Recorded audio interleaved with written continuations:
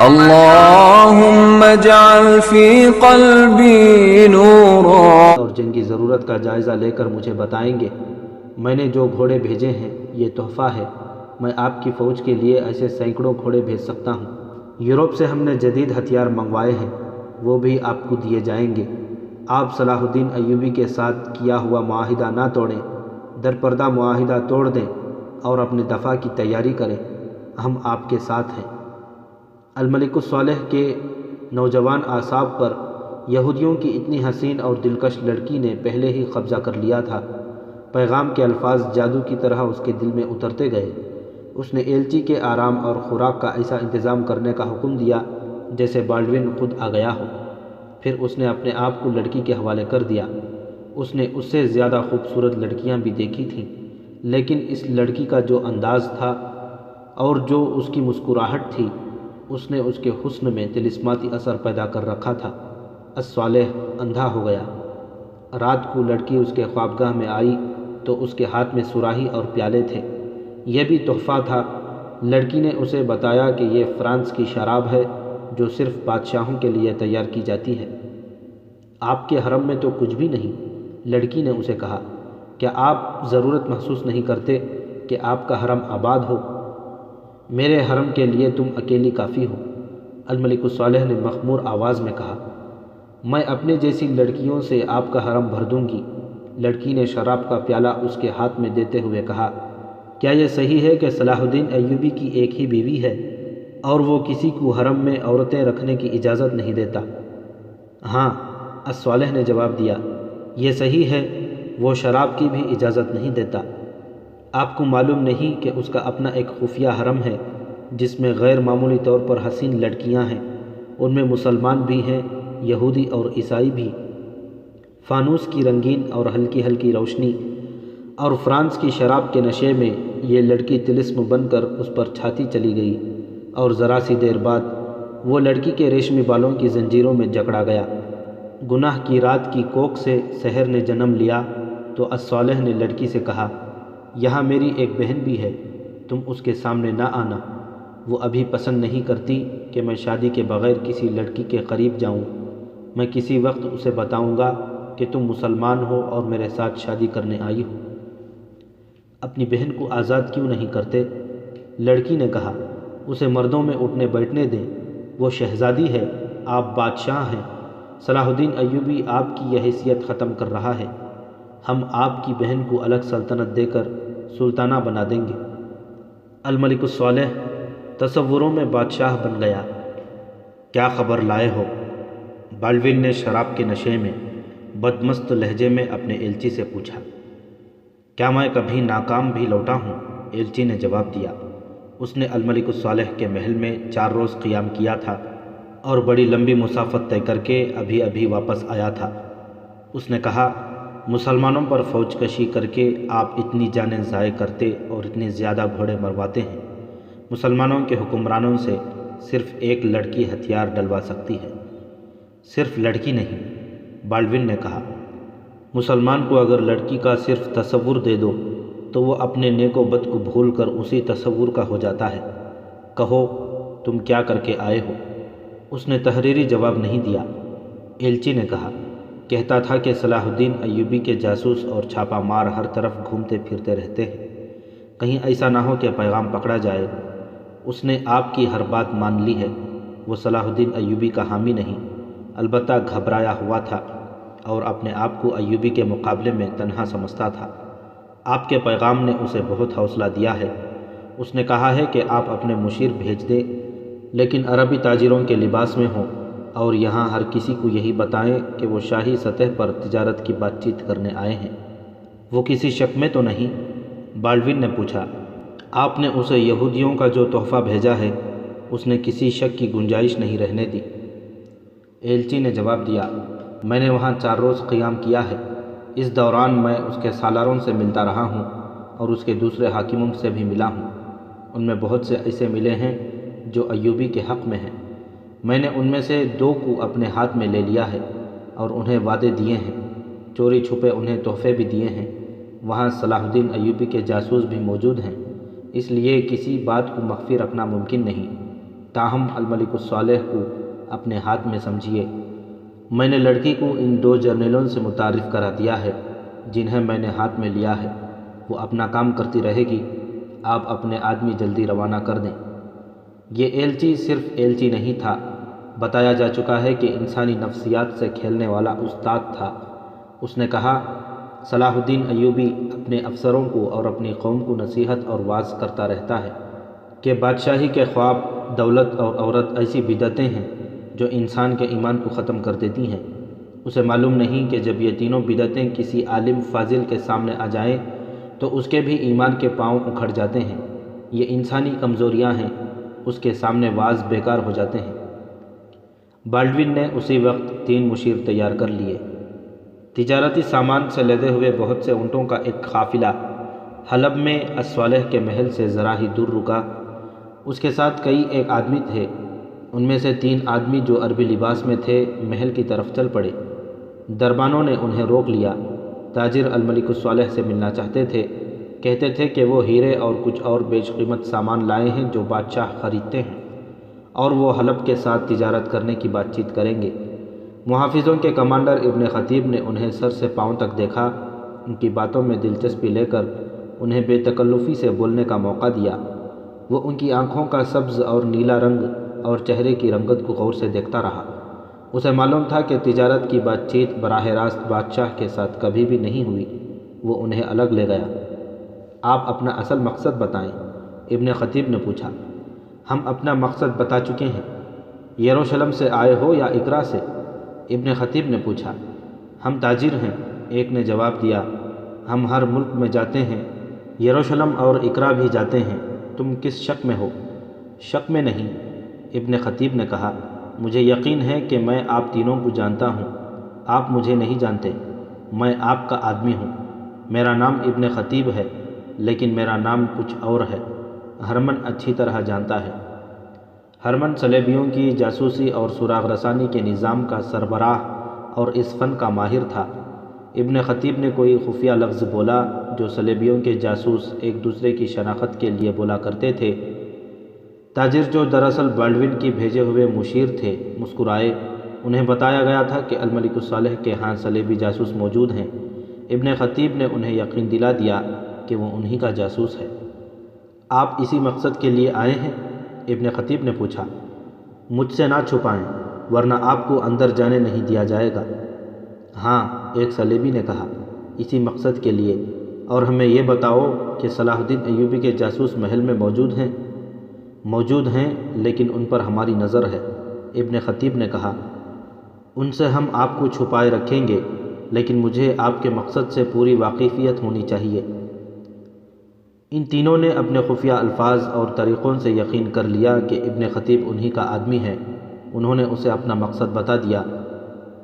ابن خطیب نے اندر جا کر الملک الصالح کو اطلاع دی کہ 3 تاجر شرف ملاقات چاہتے ہیں۔ تم محافظ دستے کے نئے کمانڈر ہو؟ الملک الصالح نے پوچھا۔ جی حضور، اس نے جواب دیا۔ کہاں کے رہنے والے ہو؟ اس نے کسی گاؤں کا نام لے لیا تو الملک الصالح نے کہا، ہم ہر وقت ہر کسی سے نہیں مل سکتے، آئندہ خیال رکھنا، ان تینوں کو اندر بھیج دو۔ اس نے باہر جا کر تینوں کو اندر جانے کو کہا اور آنکھ مار کر ہدایت کی کہ بہت سنبھل کر بات کریں۔ رات عشاء کی نماز کے بعد ابن خطیب جامع مسجد کے امام کے پاس بیٹھا ہوا تھا۔ 2 اور آدمی بھی تھے۔ اب اس میں کسی شک کی گنجائش نہیں رہی کہ الملک الصالح ایک بار پھر صلیبیوں کے جال میں آ رہا ہے۔ ابن خطیب نے کہا، میں نے آپ کو پہلے ایلچی اور تحفوں کی اطلاع دی تھی، وہ صلیبیوں کی طرف سے آئے تھے اور ساتھ ایک بڑی ہی خوبصورت لڑکی تھی۔ آج پتہ چل گیا ہے کہ وہ ایلچی بالڈون کی طرف سے آیا تھا۔ آج 3 تاجر الملک الصالح سے تجارت کی بات چیت کرنے کے لیے آئے ہیں۔ آپ جانتے ہیں کہ میں نے 2 سال بیت المقدس میں صلیبیوں کے درمیان رہ کر جاسوسی کی ہے۔ ان تینوں کے چہرے اور زبان کا لہجہ بتاتا تھا کہ انہوں نے جو عربی لباس پہن رکھا ہے یہ بہروپ ہے۔ میں نے ان کا جاسوس بن کر ان کا اصل روپ دیکھ لیا ہے۔ بیت المقدس کی جاسوسی نے آج مجھے بہت فائدہ دیا ہے۔ میں ان کے خفیہ کوڈ الفاظ جانتا ہوں اور خفیہ اشارے بھی۔ محترم علی بن سفیان کی تربیت کی برکت آج دیکھی ہے۔ ابن خطیب سلطان ایوبی کا جاسوس تھا۔ جو تھوڑا ہی عرصہ گزرا حلب میں آیا اور الملک الصالح کے ایسے نائب سالار کی کوشش میں محافظ دستے کا کمانڈر بن گیا تھا جو سلطان ایوبی کا حامی تھا۔ ابن خطیب علی بن سفیان کا خصوصی طور پر ذہین اور بے خوف جاسوس تھا۔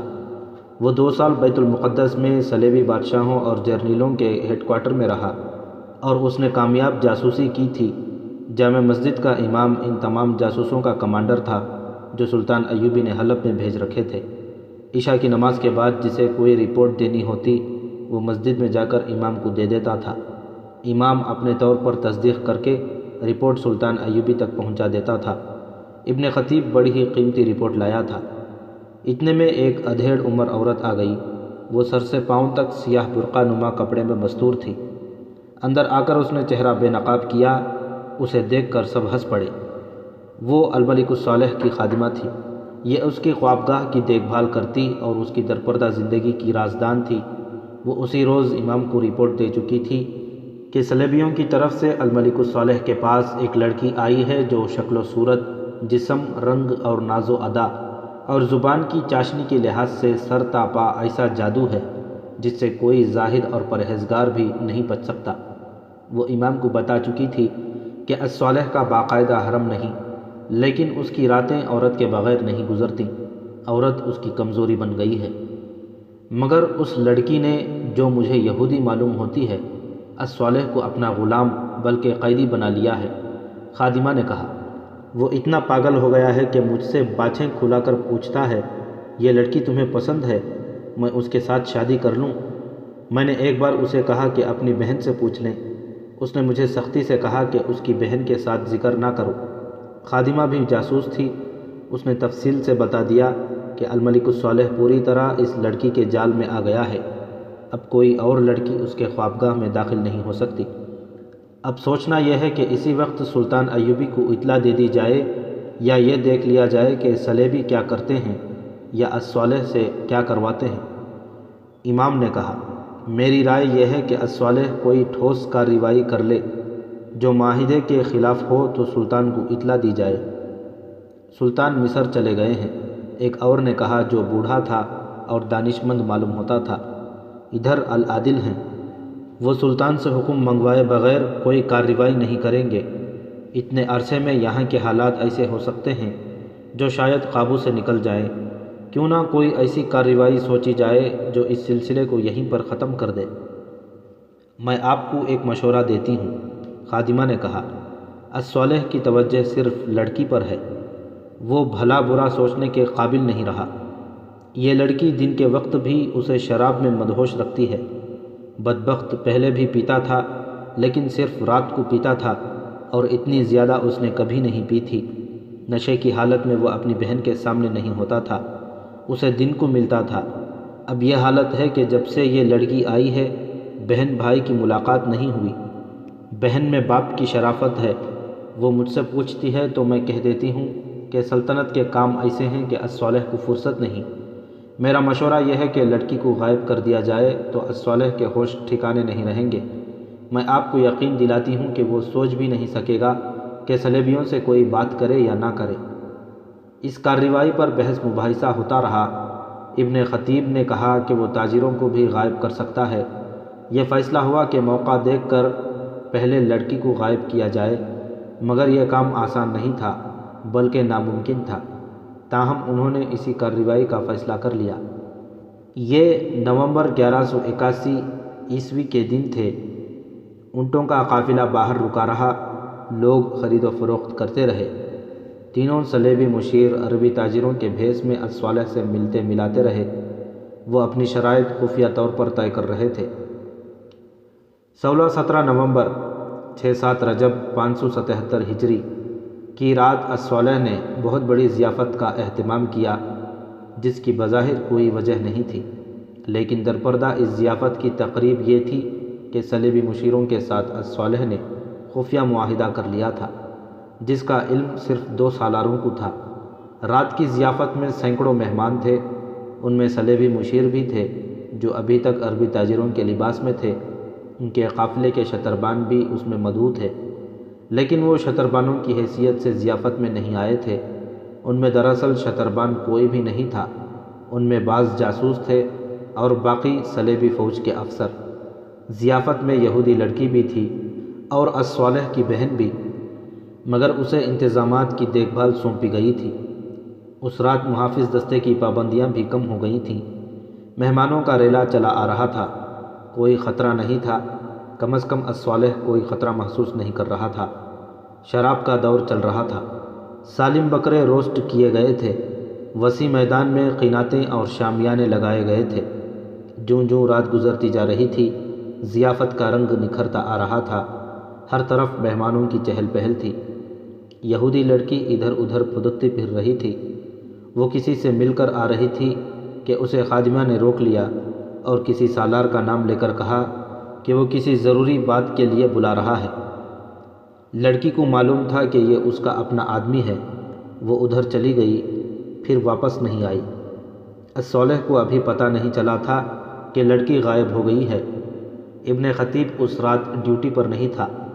اس نے 3 تاجروں میں سے ایک کے ساتھ بات کرنے کا موقع پیدا کر لیا اور کہا، آپ تینوں یہاں سے نکلیں ورنہ مارے جائیں گے، بہت بڑا خطرہ ہے۔ سلطان ایوبی کے چھاپہ ماروں کی اطلاع ملی ہے کہ مہمانوں کے بھیس میں یہاں موجود ہیں۔ اس نے اسے ایک جگہ بتا کر کہا کہ تینوں وہاں آ جائیں، آگے انہیں لے جا کر چھپانے کا انتظام کر لیا گیا ہے۔ اب ہمیں یہاں سے نکلنا ہی ہے۔ صلیبی نے کہا، ہمارا کام ہو چکا ہے، پھر جلدی نکلیں۔ ابن خطیب نے کہا، ورنہ صبح تک آپ کی لاشیں یہاں سے نکلیں گی۔ اس صلیبی نے یہ بات اپنے ساتھیوں کے کانوں میں جا ڈالی اور وہ ایک ایک کر کے وہاں سے اس طرح نکلے کہ کسی کو شک نہ ہو۔ اگر وہ محل کے اندر ہوتے تو نکلتے دیکھے جا سکتے تھے۔ وہ میدان تھا، اندھیرے راستے سے گئے۔ آگے ابن خطیب 3 گھوڑوں کے ساتھ کھڑا تھا، خود بھی گھوڑے پر سوار تھا۔ ضیافت میں رقص و سرور اور مہمانوں کا اتنا شور تھا کہ کسی کو 4 گھوڑوں کے قدموں کی آواز نہ سنائی دی، اور الصالح کو علم ہی نہ ہو سکا کہ اس کے خصوصی مہمان فرضی خطرے سے بھاگ کر حقیقی خطرے میں چلے گئے ہیں۔ آبادی سے دور ایک جھونپڑا نما مکان تھا، تینوں صلیبی اس میں بیٹھے تھے۔ ابن خطیب خدا کا شکر ادا کر رہا تھا کہ ان کی جانیں بچ گئی ہیں۔ انہوں نے اپنے شتربانوں کے متعلق فکر کا اظہار کیا۔ ابن خطیب نے انہیں تسلی دی کہ سب کو نکال لیا جائے گا۔ اس نے ان سے پوچھا کہ وہ اسے بتا کر جائیں کہ کیا معاملہ طے ہوا ہے، تاکہ وہ اس کے مطابق چوکنا رہے۔ انہوں نے اسے بتایا کہ الصالح کو درپردہ جنگی سامان اور گھوڑے دیں گے، اس کی فوج کو ٹریننگ دیں گے، جاسوس دیں گے، اور جب وہ سلطان ایوبی کے خلاف لڑے گا تو صلیبی فوج سلطان ایوبی پر عقب سے حملہ کرے گی۔ مختصر یہ ہے کہ الصالح سلطان ایوبی کے ساتھ ہوا تو معاہدہ توڑ دے گا، لیکن اس وقت توڑے گا جب صلیبی اسے اشارہ دیں گے۔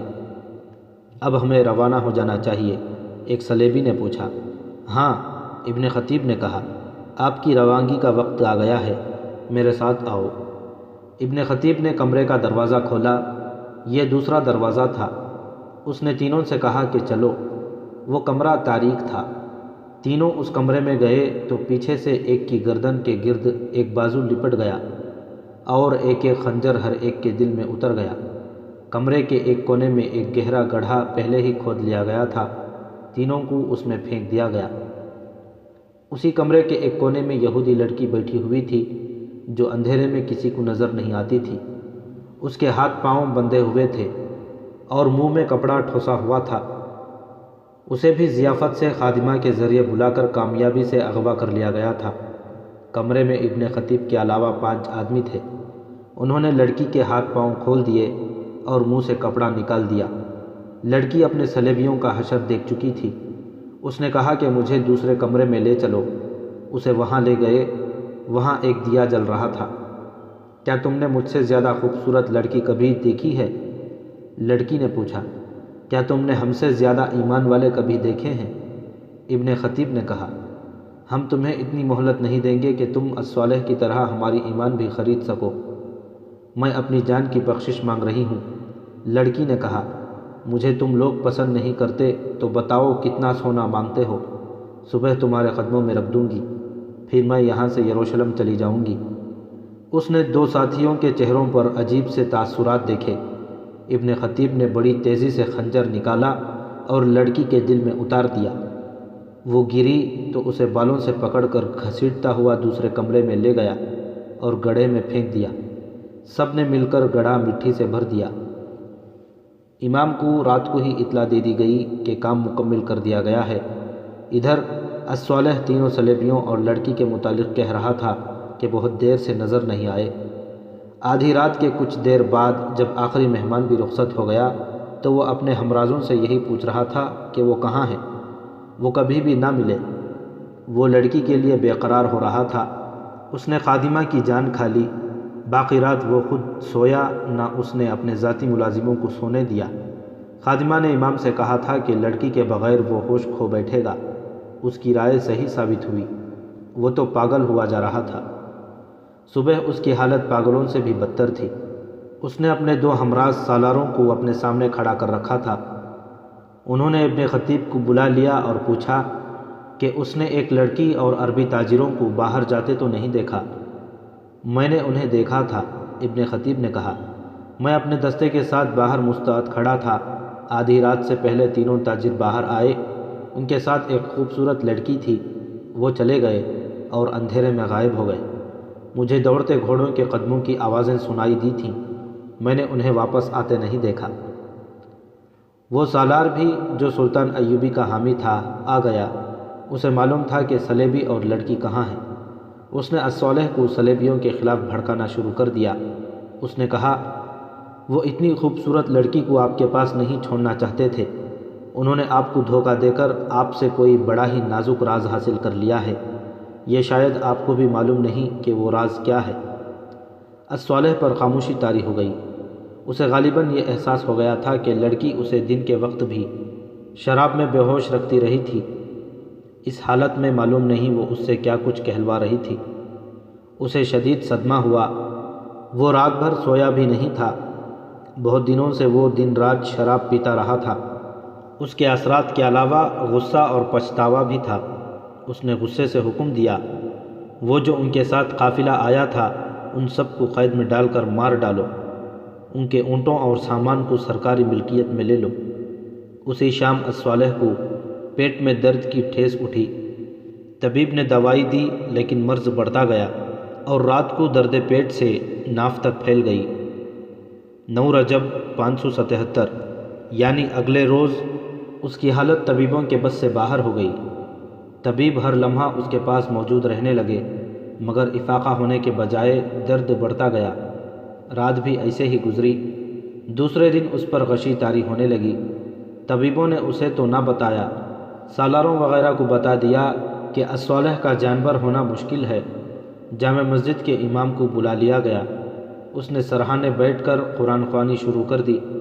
رات کو الصالح نے آنکھ کھولی، امام کو دیکھا اور مری ہوئی آواز میں کہا، اگر قرآن برحق ہے تو اس کی برکت سے مجھے صحت یاب کرو۔ میں یہ کہنے سے نہیں ڈروں گا کہ آپ قرآن کے احکام کی خلاف ورزی کرتے رہے ہیں۔ امام نے کہا، قرآن کی برکت ان کے لیے ہے جو اس کے ہر فرمان پر عمل کرتے ہیں۔ خدا سے گناہوں کی بخشش مانگیں، اپنی ماں سے گناہوں کی معافی مانگیں۔ اس وقت اس کی بہن شمس النساء پاس کھڑی رو رہی تھی۔ الصالح کے منہ سے نکلا، ماں، میری ماں کو بلاؤ، اسے کہو تمہارا گنہگار بیٹا مر رہا ہے، آ کر دودھ کی دھاریں اور گناہ بخش دے۔ امام نے شمس النساء کی طرف دیکھا۔ اس نے بھائی کے ماتھے پر پیار سے ہاتھ پھیر کر کہا، میں ابھی دمشق کے لیے روانہ ہو جاتی ہوں، ماں کو لے کر آؤں گی۔ وہ تیز تیز قدم اٹھاتی باہر نکل گئی۔ تھوڑی ہی دیر بعد وہ اپنے محافظوں کے ساتھ دمشق کے راستے پر جا رہی تھی۔ قاضی بہاؤالدین شداد نے اپنی یادداشتوں میں لکھا ہے، 13 رجب کے روز الصالح کی حالت اتنی بگڑی کہ قلعے کے دروازے بند کر دیے گئے۔ الصالح نے ذرا ہوش میں آ کر عز الدین کو اپنا جانشین مقرر کیا۔ عز الدین سیف الدین کے مرنے کے بعد موصل کا والی بنا تھا۔ وہ موصل میں تھا، اب اسے حلب کا والی بھی بنا دیا۔ الصالح نے تمام امراء اور سالاروں کو بلا کر کہا کہ وہ حلف اٹھائیں کہ عز الدین کو اپنا والی تسلیم کرتے ہیں اور اس کے وفادار رہیں گے۔ سب نے حلف اٹھایا۔ 25 رجب 577 ہجری الملک الصالح غشی کے عالم میں فوت ہو گیا۔ موصل کو قاصد دوڑایا گیا کہ عز الدین کو کہہ کر بلا لائے کہ اسے حلب کا والی مقرر کیا گیا ہے۔ جس وقت شمس النساء دمشق میں اپنی ماں کے قدموں میں بیٹھی ماں سے کہہ رہی تھی کہ اس کا اکلوتا بیٹا مر رہا ہے اور دودھ کی دھاریں بخشوانے کے لیے اسے بلا رہا ہے، اور ماں نے کہا تھا کہ میں دودھ کی دھاریں بخش دوں گی، اس کے گناہ اللہ بخشے گا، اس وقت الصالح فوت ہو چکا تھا۔ شمس النساء حلب واپس گئی تو اس کے اکلوتے بھائی کا جنازہ قلعے سے نکل رہا تھا۔ عز الدین کو قاصد نے الصالح کی موت کا پیغام دیا تو وہ اسی وقت روانہ ہو گیا۔ راستہ چھوٹا کرنے کے لیے وہ کسی اور راستے سے جا رہا تھا۔ راستے میں اس کا گزر سلطان ایوبی کے بھائی العادل کی فوج کے خیمہ گاہ سے ہوا۔ وہ العادل سے ملنے رک گیا۔ العادل کو معلوم نہیں تھا کہ الصالح مر گیا ہے۔ عز الدین نے اسے یہ خبر سنائی اور یہ بھی کہا کہ اسے حلب کا والی مقرر کیا گیا ہے۔ العادل نے اسے کہا، تم آئندہ خانہ جنگی کو روک سکتے ہو اور حلب کو دمشق سے ملا سکتے ہو، غدار مر گیا ہے، تم تو ایمان فروش نہیں۔ عز الدین گہری سوچ میں کھو گیا۔ کچھ وقت بعد اس نے العادل سے کہا، ہاں میں حلب اور دمشق کو ایسے رشتے میں جکڑ سکتا ہوں جو کبھی نہیں ٹوٹے گا، لیکن اسے مضبوط بنانے کے لیے تم ایک کام بلکہ میری خواہش پوری کر سکتے ہو۔ میں نور الدین زنگی مرحوم کی بیوہ سے شادی کرنا چاہتا ہوں، اگر وہ عظیم عورت مان جائے تو میں آج ہی دمشق چلا جاؤں گا۔ العادل نے کہا، مجھے امید ہے کہ وہ مان جائے گی۔ العادل دمشق گیا، رضی خاتون کو یہ خبر سنائی کہ اس کا بیٹا مر گیا ہے۔ اللہ اس کے گناہ معاف کرے، ماں نے کہا۔ کچھ دیر بعد العادل نے کہا کہ الصالح عز الدین کو اپنا جانشین مقرر کر گیا ہے اور عز الدین نے اس کے ساتھ شادی کی خواہش ظاہر کی ہے۔ رضی خاتون نے انکار کر دیا، یہ شادی آپ کی اور عز الدین کی نہیں ہوگی۔ العادل نے کہا، یہ دمشق اور حلب کی شادی ہوگی، اس سے آئندہ خانہ جنگی رک جائے گی اور صلیبیوں کے خلاف محاذ مستحکم ہو سکے گا۔ عظمت اسلام کے لیے میں ہر قربانی دینے کے لیے تیار ہوں۔ رضی خاتون نے کہا، میری ذاتی خواہش مر چکی ہے۔ 5 شوال 11 فروری 1272 عیسوی عز الدین اور رضی خاتون کی شادی ہو گئی۔